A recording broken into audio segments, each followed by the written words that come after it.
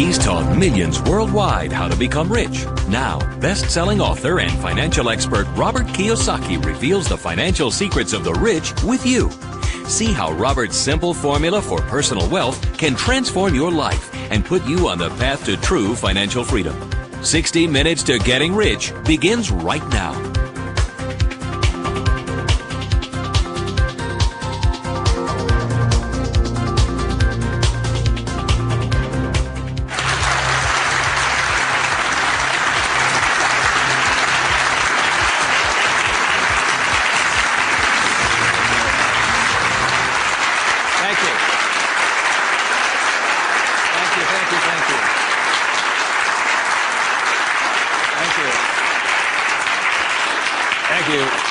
Very kind. Thank you very much. First of all, thank you for coming here this morning, and some of you came from some great distances. I remember every time I do a talk, I'm always worried that people won't show up, and so my ego couldn't handle the blow. So thank you for showing up, and I'll do my best to be of some value or entertainment today. First of all, how many people have had the chance to read Rich Dad, Poor Dad? Good. Okay, thank you. For those who haven't had a chance to read the book, I'll give you a quick background on the story. Rich Dad, Poor Dad is a true story, and it's based upon my two dads. My real dad was the head of education for the state of Hawaii, a very smart man. He was the boss and things like that when I was in school. And my rich dad was my best friend's father. And my best friend's father was a man who didn't finish school. He dropped out of school at age 13. But ultimately became one of the richest men in the state of Hawaii. Self-made, did it on his own, and stuff like that. So Rich Dad, Poor Dad is a true story of what two fathers tell their two sons, my best friend and I, about the subject of money. And as the the positioning statement of the book says, what the rich teach their kids about money, that the poor and middle class do not.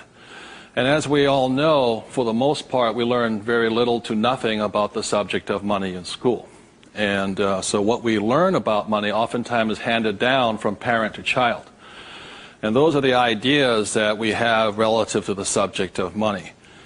So my rich dad was a man who, he was my best friend's father, like I said, when you look at the white sand beaches of Waikiki and the hula girls and the palm trees, my rich dad was the guy that owned the land underneath the hotels.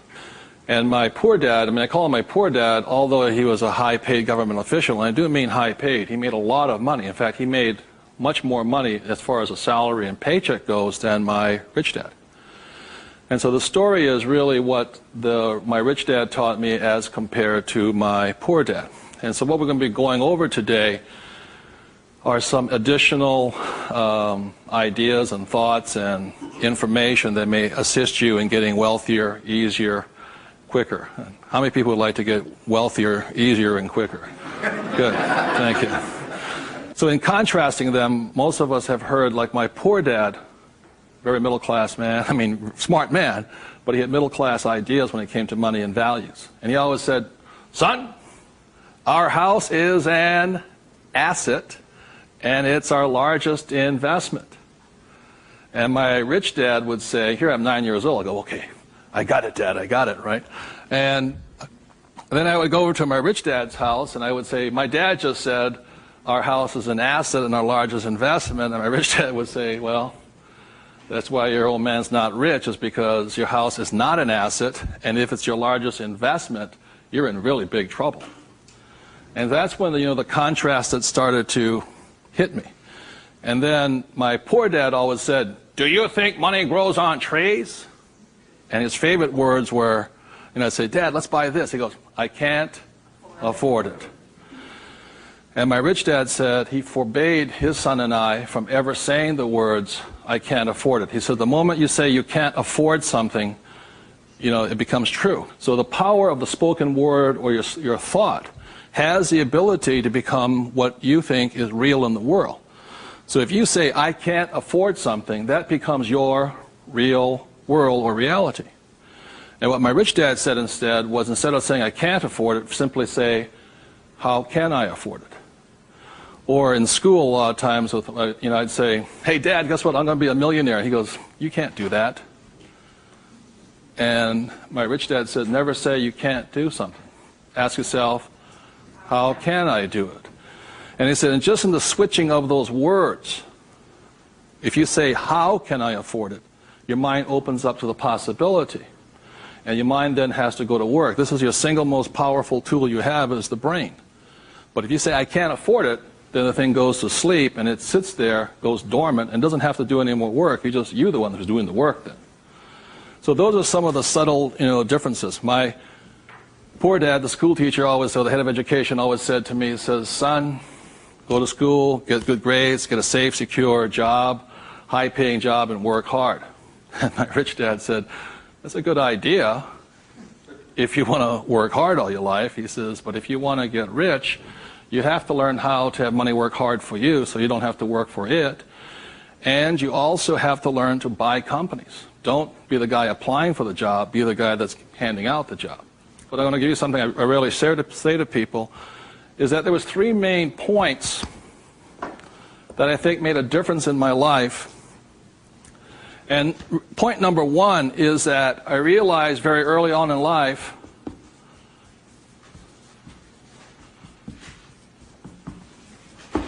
money is a what? Idea. It's whatever you think it is. Now, when people say, well, how can I get more money? I say, well, just first change the way you think. Change your ideas. Now, that's the good news. That's all you have to do. I realize when I talk to people about money, I'm slamming straight into their ideas. And, a lot of times with money, there's several subjects you don't talk about at the dinner table: sex, religion, politics, and money, and whatever. And the reason for that is it's a very volatile subject. Whereas in my family, my poor dad, the school teacher family, was, I'm not interested in money. Money is not that important to me. I began to realize that was my poor dad's idea, was his attitude. Whereas my rich dad always said to me, money is power. Money gives you power. Respect it. Treat it respectfully. So there's all these different ideas about the subject of money. The thing I hear people say is, I'll never be rich. And that becomes a self-fulfilling prophecy, you see. And that's why money, just as an idea, is so powerful. And when I talk to people, I oftentimes ask them, I said, what did your parents tell you about the subject of money? Because that becomes real.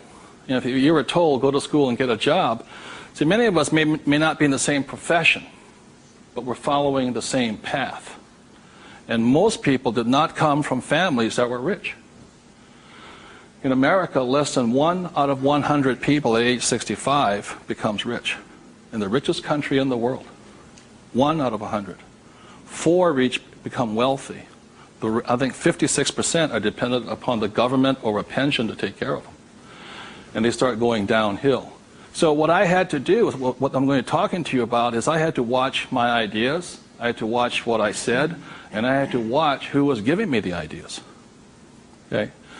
Because they're not the same. Like you go to one doctor and they say, eat a low-fat, high-carbohydrate diet. You go to another doctor, they say, eat a high-fat, low-carbohydrate diet. Somewhere you got to make your choice.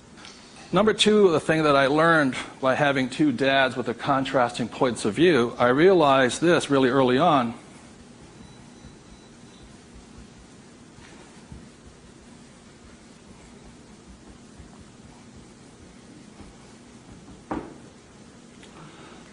I realized that money doesn't make you what? Rich. Because my poor dad made more money than my rich dad. So I think one of the biggest mistakes we've been going into is a lot of times people actually think if I win the lottery, then I'll be rich. Or if I go to Vegas or gamble or my luck changes, then I'll be rich. It has nothing to do with it. Money is a very powerful tool, as my rich dad used to say. If you use it well, it'll make you richer. If you abuse it, it'll make you poor. So one of the big things that my poor dad made the mistake of saying, he always thought that if he got a pay raise, that would solve his money problems. And the trouble is, every time he got a pay raise, he got bigger problems. So it made him poorer and poorer the more money he made. Does that make sense, you guys? That was a very big problem with him. And then the third thing I realized by having 2 dads and having 2 contrasting points of view was that there's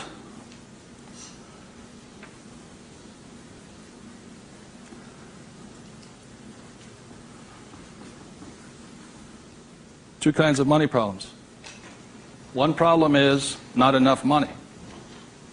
The other problem is too much money. And they're both problems. And the thing that I say to people is this, that, like I think most people think they're real special. I'm the only one with money problems. Well, the reality is everybody has money problems. Everybody.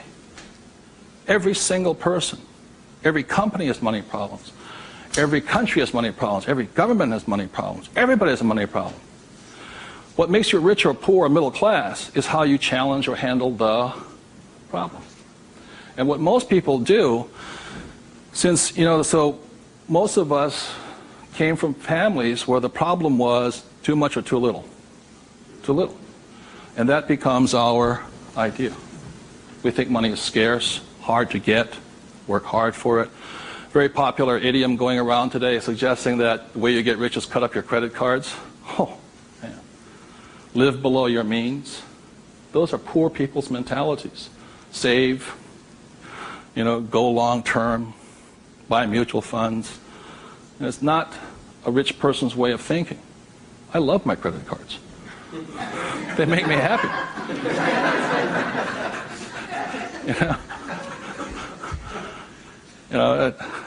I drive, he says, drive a cheap car. I don't look good in a cheap car.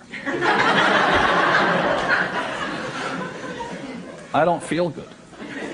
Now, the point I'm making here, again, there's poor, middle class, and rich.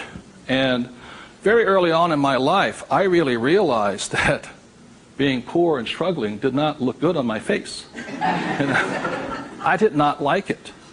But I grew up in a family that if you were rich, the idea was that you were crooked, evil, not caring, inhuman, not generous, and all that stuff. So if I said I want to be rich, then I went against my family's values.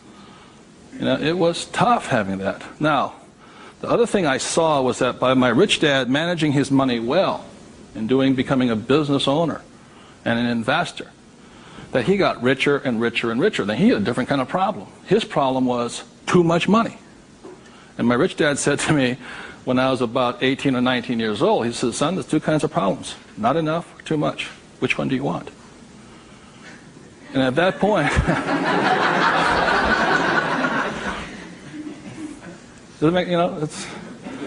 and so I made an obvious choice. I said, I like the one with too much. I want to have that problem. And it's a very big problem. So knowing these three different things, I could make different distinctions and different choices in my life.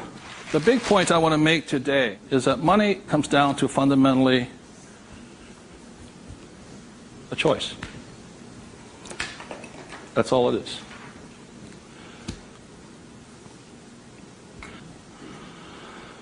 And so, as a young boy having two dads starting at age 9, I had to make a choice of which dad I was going to listen to. And it was a tough decision. Really, really, really hard because I love both men. Both men were big men. If there was a role model that they filled, they were tall, and they acted like John Wayne or Robert Mitchum, not Pee Wee Herman. They were big, strong, powerful, good, honest, hardworking men. I love them both. But their ideas were almost polarized, completely opposite. And that's why in Rich Dad, Poor Dad, in the book, I write that Robert Frost's poem, I think The Road Less Taken or The Road Less Traveled, I had to make a choice of which one I was going to listen to. Which one was I going to follow down the path? And I made that choice. And it was a hard decision because I had to go against my whole family's culture, beliefs, and they're all school teachers. When I came back from Vietnam, they said, I got my bachelor's degree. I got that Bachelor of Science. They said, now, son, you are going for your master's, aren't you? I said, I kind of doubt it. He said, but you won't get a good job. You get a better pay raise if you have a higher degree.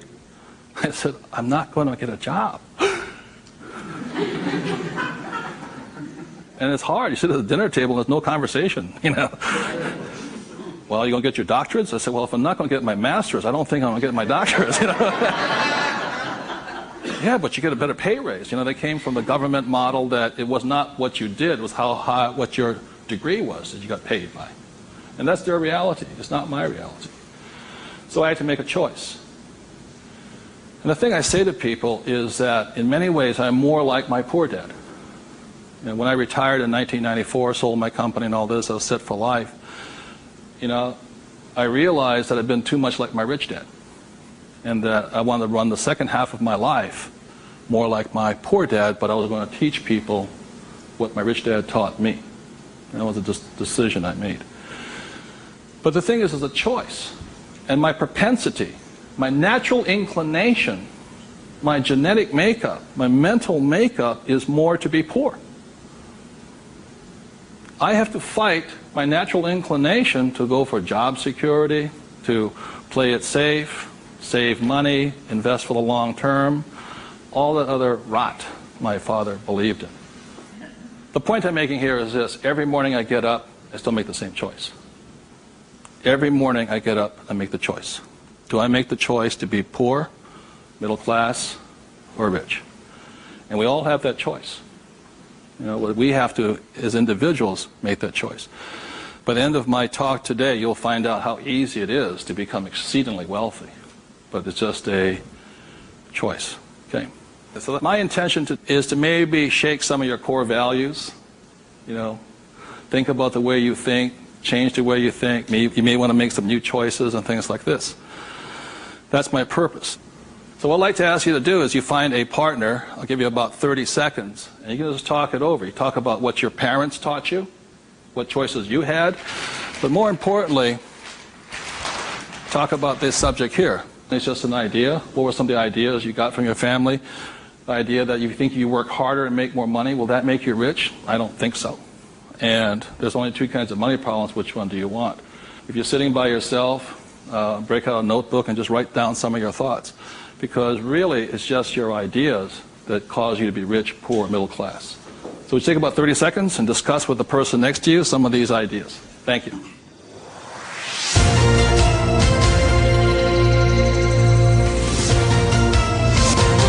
The main point of the book, Rich Dad, Poor Dad, for those who have not read it, so this is book number 1. The main message and the point is the importance of financial literacy. Can you read a financial statement? So, again, comparing my rich dad and my poor dad, the school teacher, was very word literate. I mean, he read a novel a week. He read constantly. And he used to say to me, you know, readers are leaders and leaders are readers. I said, good. And I go see my rich dad, who didn't read that much. He says, but the difference between your father and I is I can read numbers. So so Rich Dad, Poor Dad is very simply about the numbers. And this is an income, expense, assets, and liability. And that's the basis of financial literacy, a financial statement. Now, the problem, and so what it is about the difference between assets and liabilities, things like this. So this is really what the book was about. You know, the thing about an asset, my father would say our house is an asset, and my rich dad would say it's not, because very simply assets, according to my rich dad, asset will put money in your pocket whether you work or not. And a liability will take money from your pocket whether you work or not. That was very simply it. The important things about a financial statement is that it allows you to see the truth instead of being stymied by other people. My bankers never asked me for my report card yet, you know.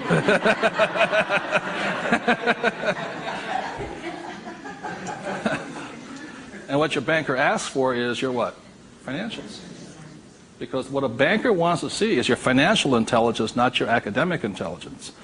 And both are important. Academic intelligence is important, you know, forever. But so is financial intelligence. So what my rich dad said, your financial statement is your report card once you leave school. And the problem is 99% of the people leave school and they don't have a clue what a financial statement is, much less what a checkbook is. You know, they know credit card, but they don't know much beyond that. And so they're easily swayed with the idea your house is an asset. And that's what gets them in trouble. They can't tell the difference between an asset and a hole in the ground. So that's a big problem there. Okay? And then book number 2, which is this one here, was the cash flow quadrant. Quadrant means 4. And the quadrant was the 4 people that make up the world of business. E stands for employee, S stands for self-employed, B stands for business owner, and I stands for investor. So my poor dad always said to me, son, go to school and get a job. So he was programming me to come here. But I kept saying, but I want to be rich. And my mother says, yeah, don't listen to your dad, My mother was a nurse. And she says, if you really want to be rich, you should become a doctor. They make a lot of money. So my mother was saying become, specialist, self-employed, or small business owner, independent. You hear people say, if you want to be successful, get a profession. Something you can fall back on. Become a plumber, electrician, attorney, accountant, something you can fall back on. Because these guys are the smart guys. These are the people that become doctors, lawyers, accountants, and they're really the brains of the class. My rich dad said to me, Robert, you make a lousy employee. You can't follow orders. You don't like sitting still. And you're not very smart. I said, right. He says, you'd be very good over here. He says, because these guys aren't that smart. And that's the truth. That's why some of the richest people on earth are over here, because they're not smart. But they know how to surround themselves with smart people. And that's one of the biggest differences. And the other part is the investor. And the investor uses a different mentality, different emotions. The investor wants their money to work for them. And their words are, what's my return on investment? How soon I get my money back? See, most people have the money in a 401k. That's not an investment plan, it's a savings plan. An investor would not do that because it ties that money up too long. I want my money in and I want my money out.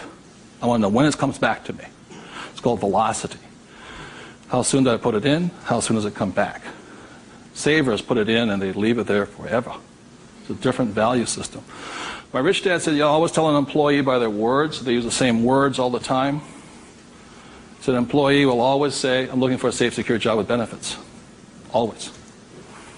My rich dad also said you can always tell a self-employed person because they'll say such things as, I'm going to charge you 6% commission, like a real estate salesperson, or $100 per hour, or I'm going to charge you for the job by this much. So they go, for these people, time is money. And the business owner, what they say, I'm looking for the smart people, best people, I'm looking for the best system.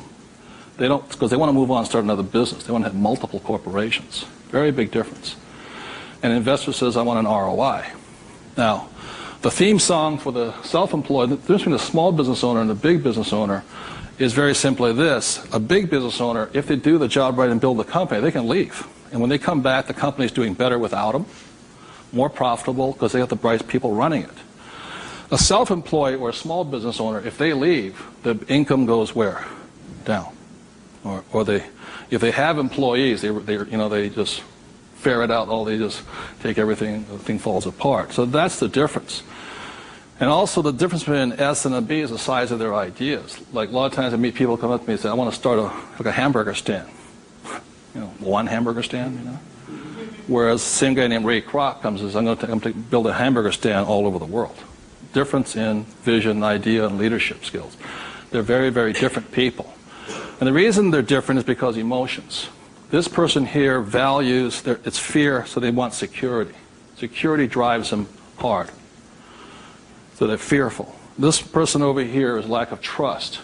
And these guys, they're highly specialized. They're also the most satisfying, because they have their own time, their own life, and all this. They're very happy this way, but it has its limitations also. And generally, these people are limited to about $500,000 a year max in here, just because time is money. Over here, it goes unlimited, how much you can earn.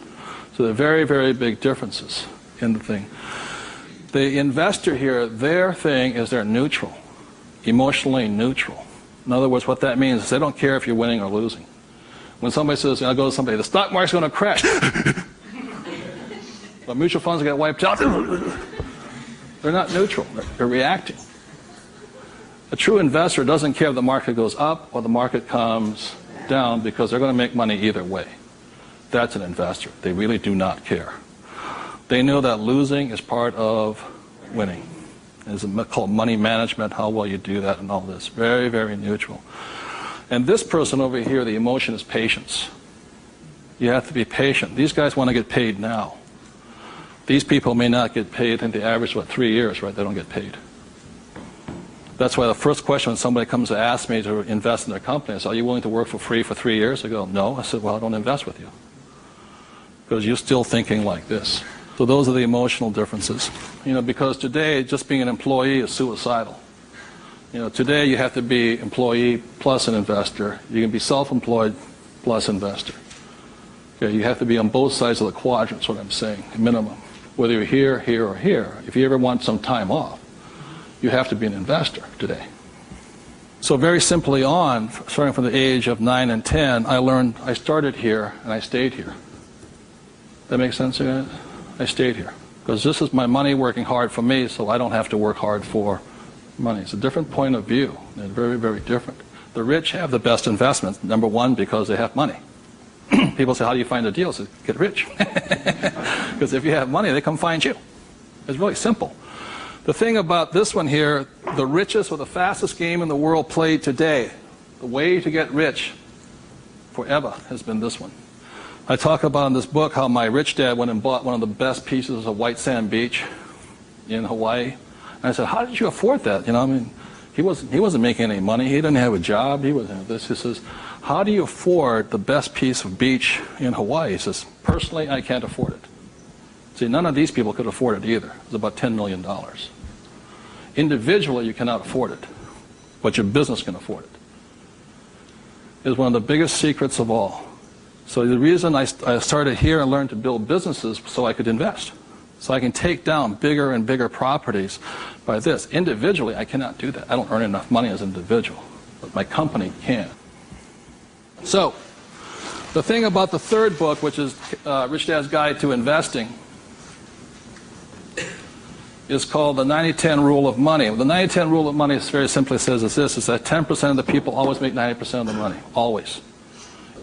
That's a very big part of it. And a big part of the investment book is how do you take your idea, build a business around it, and take your business public. So the reality, as I know, is every single one of you sitting out there in the audience, you have an idea that can make you exceptionally wealthy beyond your wildest dreams. Every one of you is creative enough to have an idea. The trouble is, when you went to school, they didn't train you to be a business owner. They trained you to be an employee, working for the rich. What the rich have the ability to do is take their ideas and create massive businesses out of them. So you have your business, which does your investing for you. And the tax laws are written in your favor investing through a business. That's how the rich get rich, because they pay less in taxes, very simply because they invest through the B and I quadrants. Investing from here, the laws are written against you here. In America, 1943 was the Current Tax Payment Act, which made anybody who was an employee could not pay themselves first. Government gets paid first. If you get a pay raise, government gets a pay raise. Forever. Forever. You make $1 million, you still pay more in taxes, incrementally. 1986, they passed the Tax Reform Act of '86. All doctors, accountants, attorneys, and the laws were changed against them. But they never changed the laws for the rich, because this is how the rich have gotten rich, by owning corporations and businesses. And that's been in effect since 1215, which is the signing of the Magna Carta. So ever since the thing is, you have to know, you want to get rich, you have to play by the rules of the rich, because the rich make the rules. And for the last thing I'll say about taxes is this. If you're an employee, the tax laws is that your financial looks like this. If you're a business owner, your financial looks like this. And the big difference here is this, is as an employee, your first line item expense is tax. If you're a business owner, it's the last. That is the biggest loophole ever. And that's why the rich get richer. They can take their money that comes in here and goes in here, and these guys' money comes in and goes there. Very big difference. So would you take 30 seconds and discuss whatever you have heard so far? Thank you very much.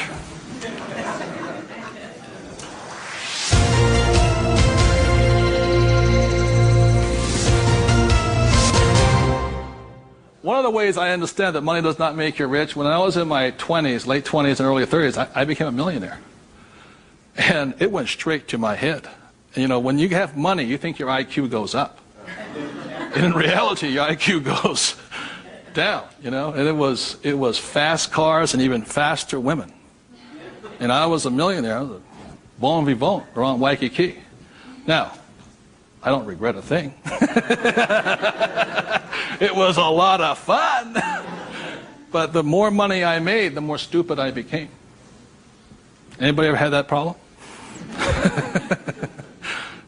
So that's how I learned. I made a lot of money, and it made me instantaneously poor because I still had poor habits here. You see this right here? This is financial literacy or financial intelligence. If you cannot read a financial statement, you cannot tell what's happening. You cannot read.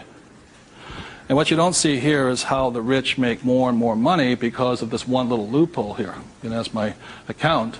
You know, over here you hit 335,000 in income, and your tax rate keeps going up. Over here you hit 335 in income, your tax rate goes down. The laws are written for the rich by the rich. Period. So, very quickly I'll go into a financial statement. And this is the basis of wealth here.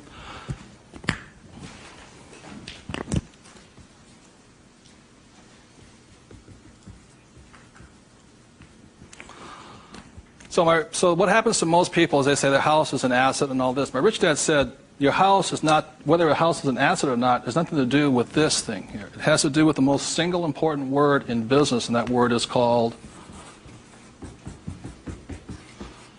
what's the word?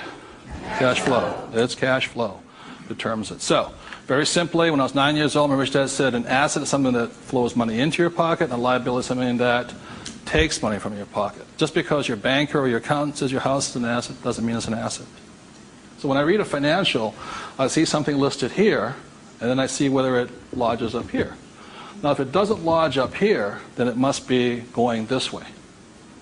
It's going out the expense with no income. Does that make sense, you guys here? That's a very simple way of looking at it. Now, taking it one step further, this is where the confusion sets in, is very simply because if you buy a house for, let's say, $100,000, and you get an $80,000 mortgage on it, you put $20,000 down, the problem is your house is listed both asset as well as liability, and that's where the confusion starts. It's listed in both sides, and that's the problem. So the thing here is this, and by the way, the word mortgage comes from the French word mortir, which means death. You know, so that means you're engaged until you're dead with the house, and it's staggering. So let's say you buy this little green house here. Okay. The way you know it's an asset or liability is, let's say I use it as a rental property, and after paying all taxes, you know, taxes, insurance, and expenses, and all this stuff, I make $100 a month. It shows up over here under income of $100 a month. Now, if let's say I have a tenant who trashes the place, doesn't pay me rent, takes me a year to evict the bugger, immediately that house becomes a what? Liability. So the house can be either asset or liability, but it's not because it's an asset or liability listed here. What determines if it's an asset or liability is income and expense. So what makes a person struggle financially is that what they do is they go out and buy a house, and they call it an asset. So you have a house mortgage over here. You buy a car, you call it an asset. You buy yourself a Gucci suit, that's called an asset. You get a gold watch, it's an asset, and all this. But they're really what? Liabilities. And so what happens is, I can tell if a person's rich or poor or middle class very simply by reading the financial. I can look at the financial and see this. If money's coming in and money's going out, this is the cash flow pattern of a poor person. It's not how much money you make. It's how you spend your money. I know a doctor here in Arizona, he makes over $500,000 a year. But he spends $525,000 a year. It comes in and it goes what? Out. He thinks like a poor person. Okay. The average middle class person, because they have a job and, you know, the bankers like people with jobs and all this, they get all this stuff. This is their cash flow pattern. They have huge long-term liabilities. They're illiquid.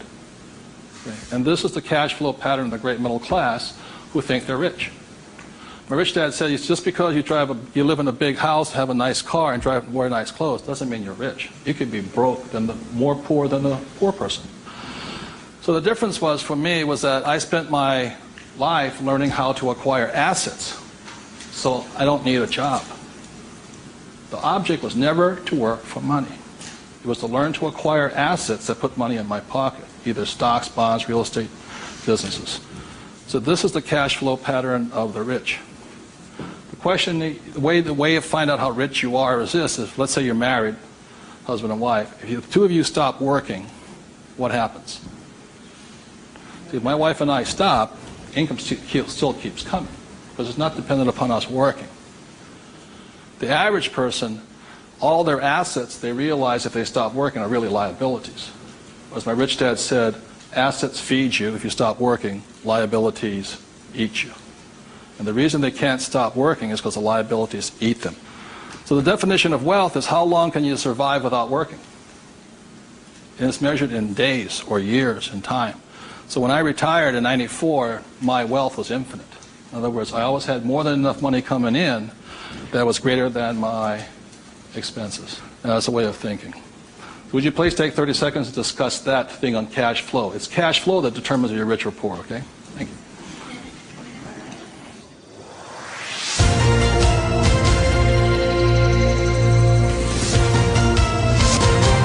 So one of the things I want to be clear on this is whether you're an employee, self-employed, business owner, or investor, the most important thing is this asset column here is your business. One thing my rich dad said, you got to mind your own business. You know, when you become an employee, you mind somebody else's business. You're self-employed, you're oftentimes helping somebody else's business. So regardless of where you are, this is your business here. Like I talk about a rich dad, poor dad, you know, somebody says, what profession are you in? What business are you? I'm a banker. So, well, what, you know, that's their profession. It's not their business. This is your business. And your business, you should be an investor. You know, managing your own portfolio, acquiring your own assets, be it business, real estate, or paper, like stocks, bonds, and mutual funds. So what we're taught in school is not to mind our own businesses. We're taught to mind everybody else's business. And that's my message, is mind your own business. That's how you get rich. Okay? So moving on, last thing is this. So when a banker says to you your house is an asset, he's not lying to you. He's just not saying whose asset it is. It's his asset, right? So when you go across town, you go to your friendly banker, and you'll see that your mortgage is listed under what? Their asset column. So that's the fact right here. It's mortgage here. And the way you know it's an asset, and they list it that way. I'm not telling you something, that they list it that way. The way you know it's an asset is because your mortgage puts money in their pocket. And your mortgage takes money from your pocket.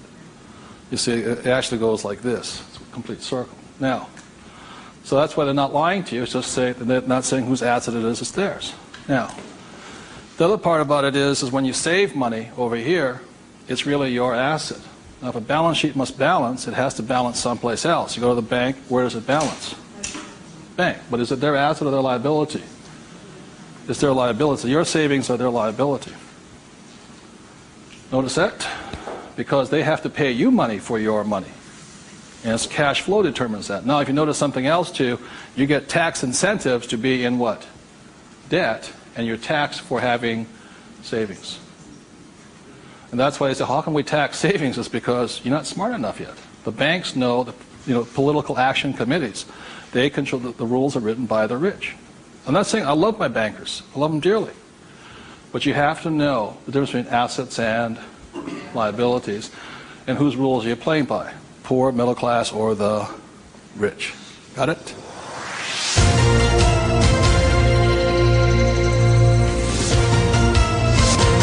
I'm going to talk about a subject that's getting nearer and dearer to many of my peers' hearts lately.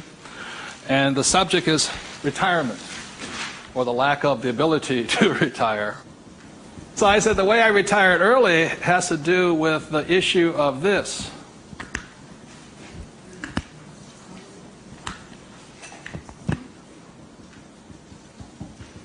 Debt versus what? Equity. The reason I could retire early was because I'm in debt.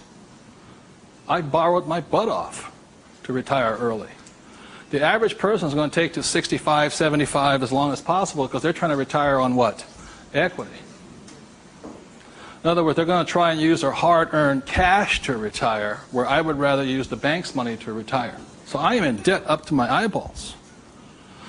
Because the reason is I know some of you out there, because I'm sure some of your parents told you to get out of what?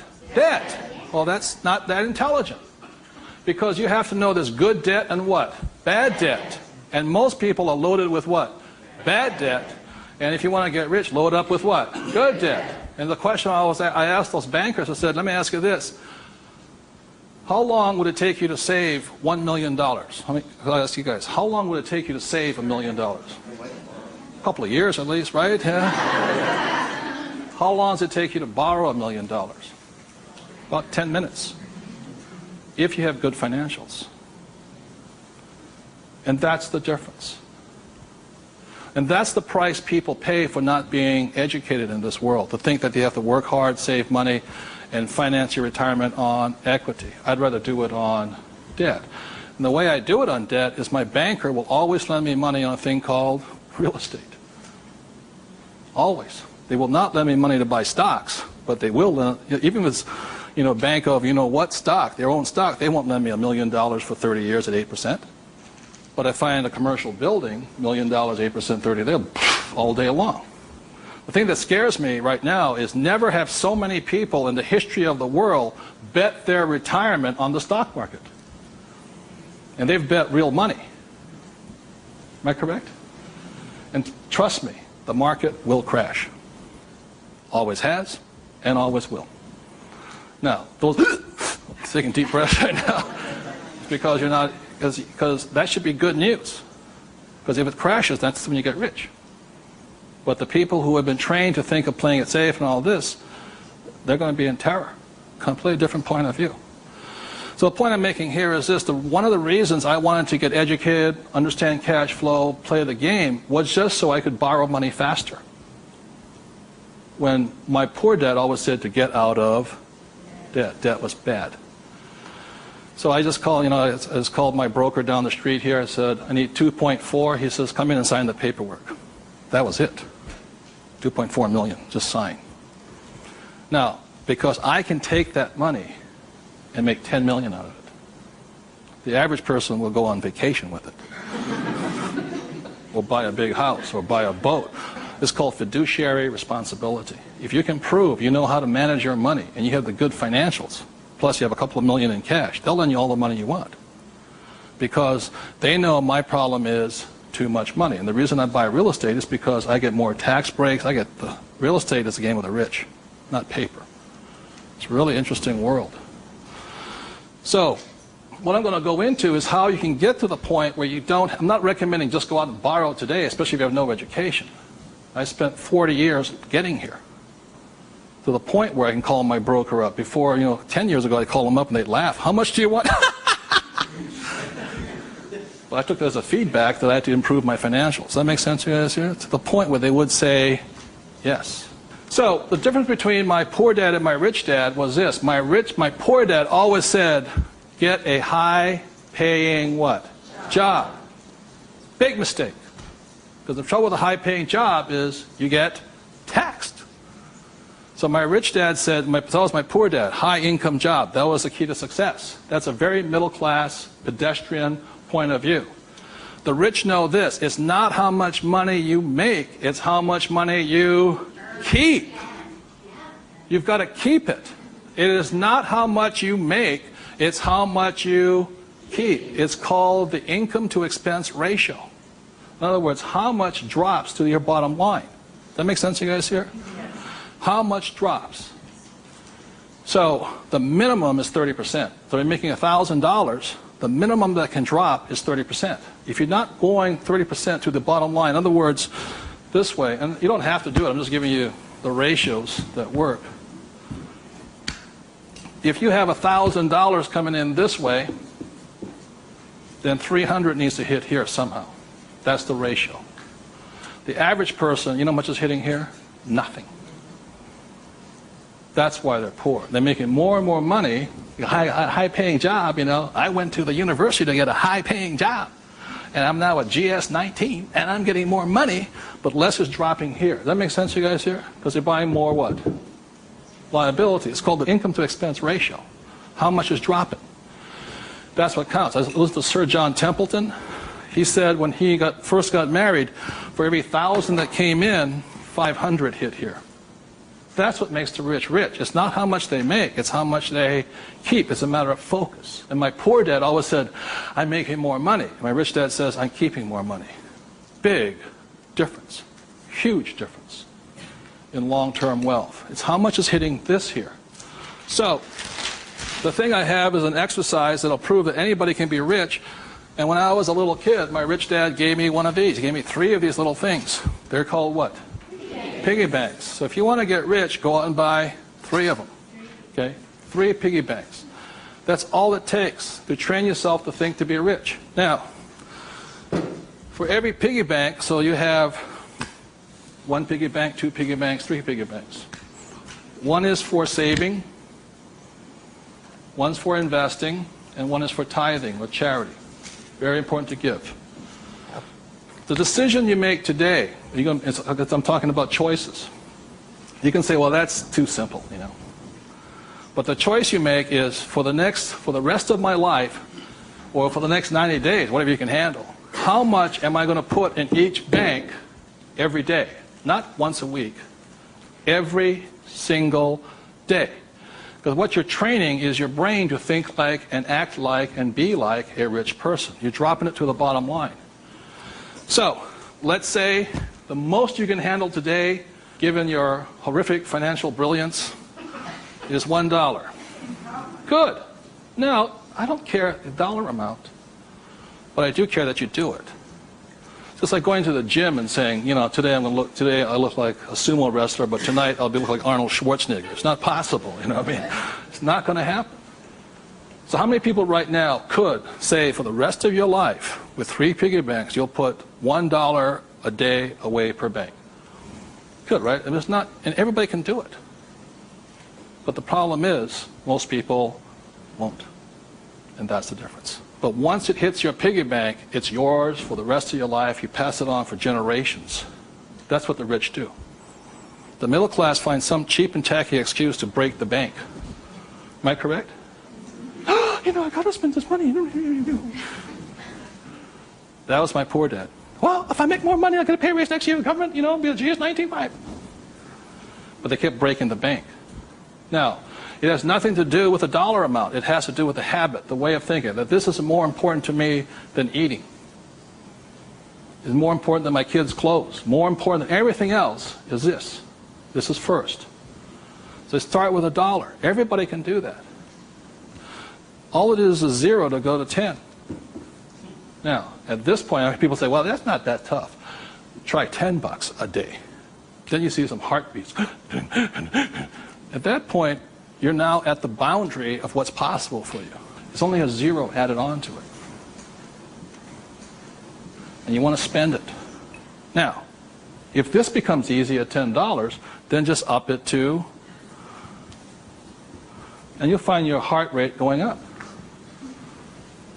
So when people say, well, this is a simple exercise, I'm beyond it, then try going to, it is not the dollar amount. I mean, it's not the things, it's the habit. And you know you're a stud.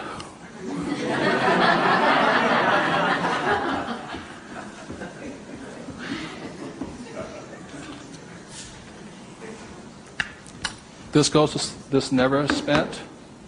This is what your mad money is. You buy your properties in stocks and bonds, mutual funds with. You can afford to lose this if necessary, but you never lose this one. And you tithe your church or charity of your choice. Now, I give to the charity that I would like to support, but I don't have the time to support them. So you put your money where your body would be. Does that make sense to you guys here? My rich dad gave it to his church. My poor dad gave nothing. He says, when I have the money, then I'll give it.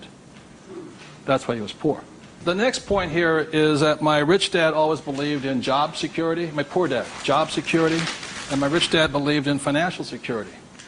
So the way you get financial security is, again, via these three things. This is the basis of it. Savings, investing, tithing.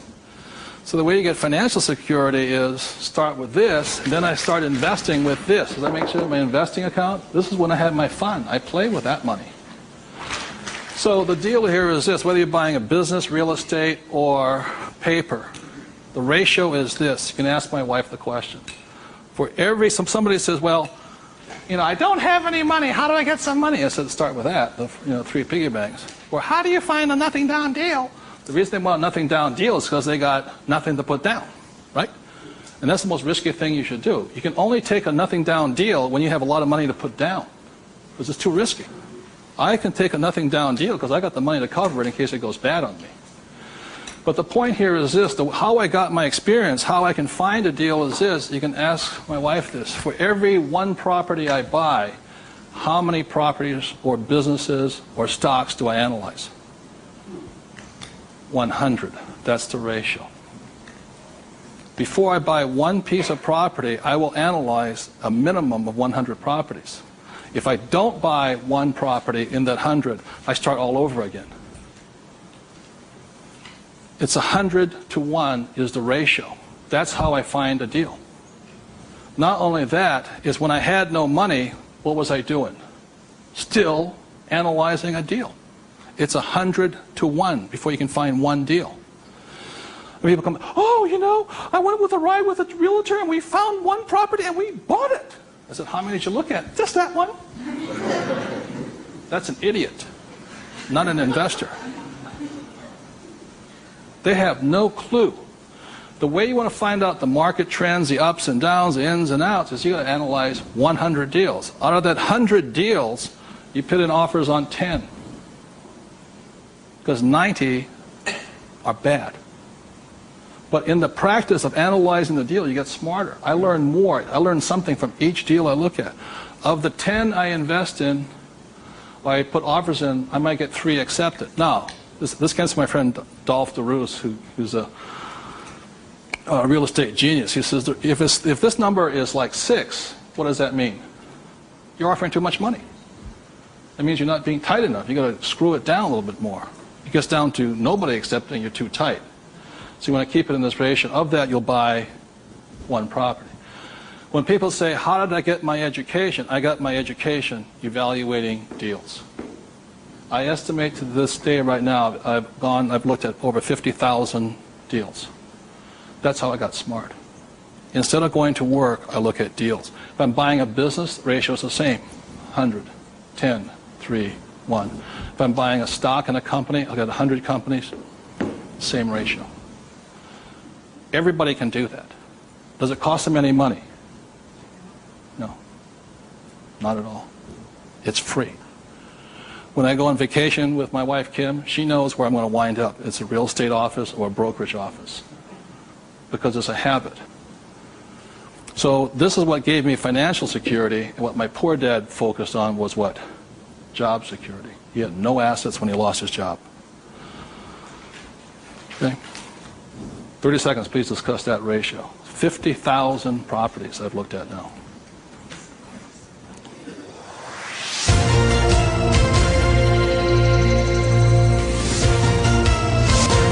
I'm going to do one last thing that, in my experience, keeps most people poor or struggling financially. So remember the 3 piggy banks? That gives you the money. Doing this, 100 deals. The reason I don't have a job is because it would interfere with me looking at deals.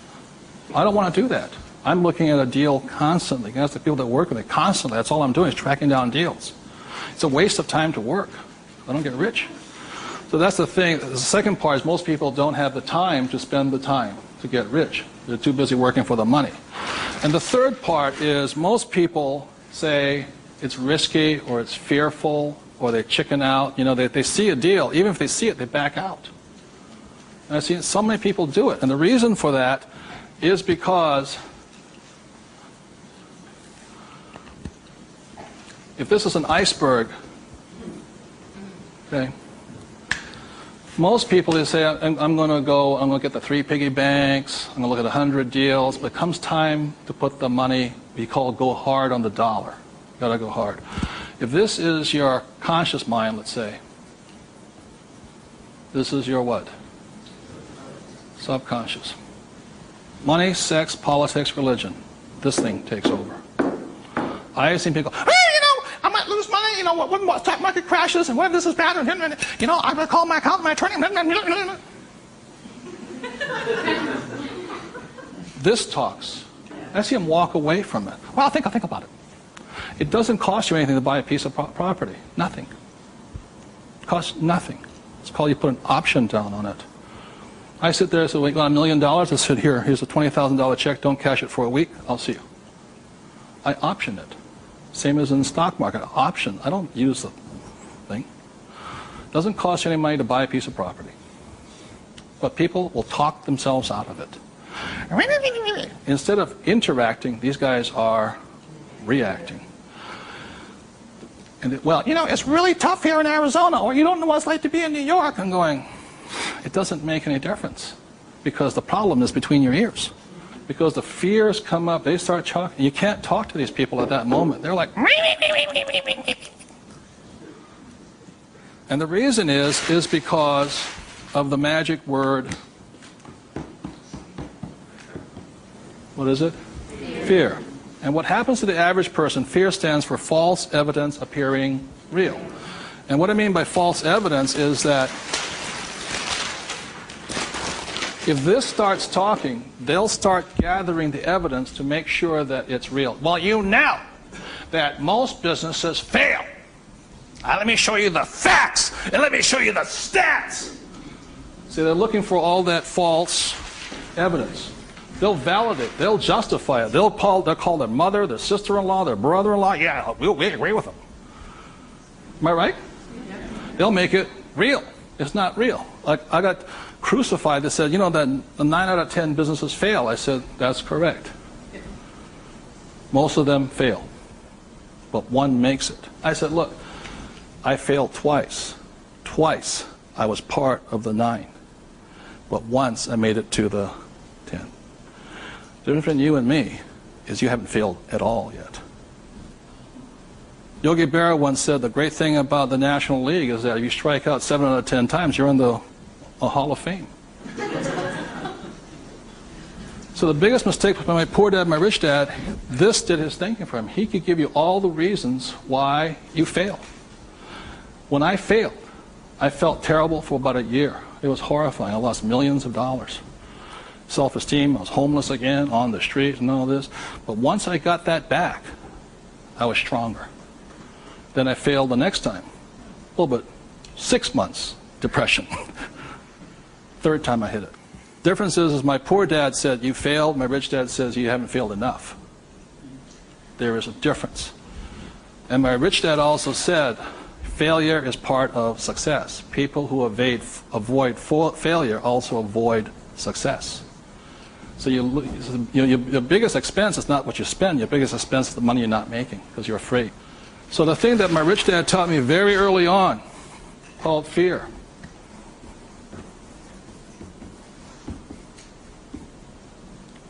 Fail early and fail responsibly. Look, if you know you're going to fail, do it now. Don't wait. Because each time you make a mistake, you get smarter if you do it responsibly. So the thing that I do is when I fail, I go, like I said to my investors a couple of 4 years ago, I said, I need to raise $3 million. The chances are we're going to fail. And if you can't handle the $50,000 shot, don't put your money in here. There's a good chance I'm going to fail on this one. So people left the room, and I got more money because I was forthright with them. I said, if I lose it, I'll tell you I lost it, and I'll tell you the next deal. But failure is part of the process. So the thing that I say to people is fail early, correct, but fail small. The first deal my wife and I did when we got back into real estate was a $45,000 deal, $6,000 down. If we failed, we would have got smarter than somebody who didn't fail at all. But we didn't. So we pushed the boundary, going bigger and bigger, hoping to fail. Well, everybody's avoiding failure. I'm hoping to fail because I'm going to get smarter. I open my mind up. I ask people for their advice. I synthesize the data, make my own decision. But I live and die. If I make a mistake, I own it. So I apologize. I blew it. I made a mistake. This is what I learned. Continue on. So I want to thank you all for being here. The thing I want to leave you most with is that every morning, as a 9-year-old boy, who was going to listen to? It was a choice, rich dad or poor dad. Every morning I get up and I still make that choice. Who am I going to listen to? And I hope you make your choices for yourself. Thank you very much.